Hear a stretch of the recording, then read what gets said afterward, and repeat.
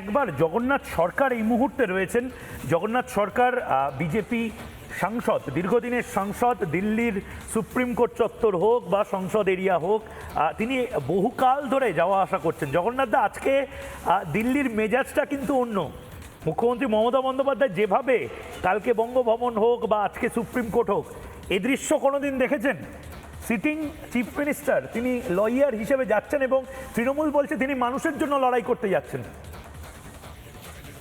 আসলে মমতা ব্যানার্জি দৃষ্টি ঘোরানোর জন্য, জনতার দৃষ্টি ঘোরানোর জন্য এটা করছেন। বাংলায় যে তিনি অস্থিরতার বাতাবরণ তৈরি করেছেন নিজে, এসআইআর এর বিরোধিতা প্রথম থেকেই তিনি করছেন। কারণ তিনি জানেন যে বাংলায় কত voter, dead voter, Rohingya voter এবং বাংলাদেশি মুসলিম ভোটার আছে, আর তাদেরকে কেন্দ্র করেই, তাদের দিয়ে বুথ দখল করেই মমতা ব্যানার্জি ইলেকশন জেতেন। এটা তিনি ভালো করেই জানেন। আর এবার যদি যে মহল তৈরি হয়েছে ইলেকশন কমিশনের উপর, আর কিছুদিন এভাবে চললে ওখানে ইমার্জেন্সি হওয়ার সম্ভাবনা।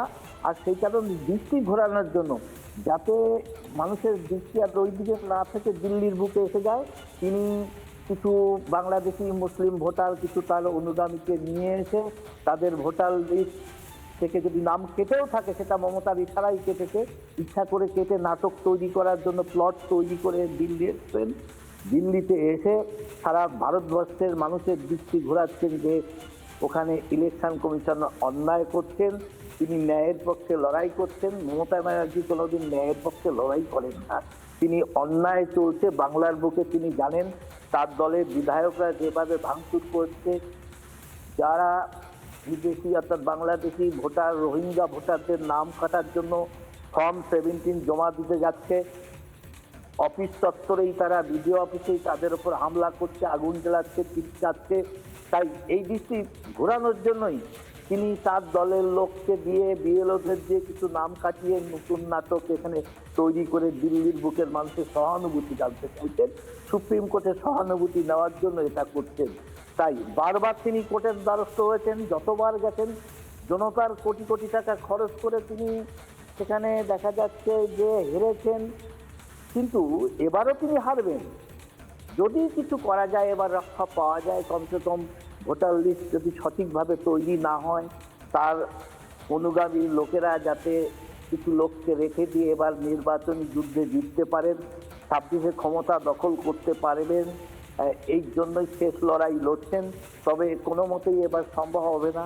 ইলেকশন কমিশনকে বলবো, মমতা ব্যানার্জি প্রশাসনের ফাঁকতে কখনোই সঠিক এসআইআর করা সম্ভব না। ভারতবর্ষের ভোটার তালিকায় তাদেরই নাম থাকা উচিত যারা ভারতের নাগরিক। তাই ঠিক, মানে মমতা বন্দ্যোপাধ্যায় এই যে প্রচারটা যেটা চালাচ্ছেন, এটা একটা রাজনৈতিক কারণে এখন কোর্টকেও ব্যবহার করা হচ্ছে। মমতা বন্দ্যোপাধ্যায় রাজনৈতিক কারণে ইলেকশন কমিশনকে দাগিয়ে দিয়েছেন আগে, মমতা বন্দ্যোপাধ্যায়ের আগে বিএসএফকে দাগিয়ে দিয়েছেন। আমি অরিত্রর কাছে যাব প্রতিক্রিয়া নেওয়ার জন্য। নানা ধরনের কন্টেন্ট দেখার জন্য লাইক করুন, শেয়ার করুন আমাদের ফেসবুক পেজ, সাবস্ক্রাইব করুন আমাদের ইউটিউব চ্যানেল। পাশাপাশি অন্যান্য ব্রেকিং নিউজের জন্য অবশ্যই চোখ রাখুন রিপাবলিক বাংলায়।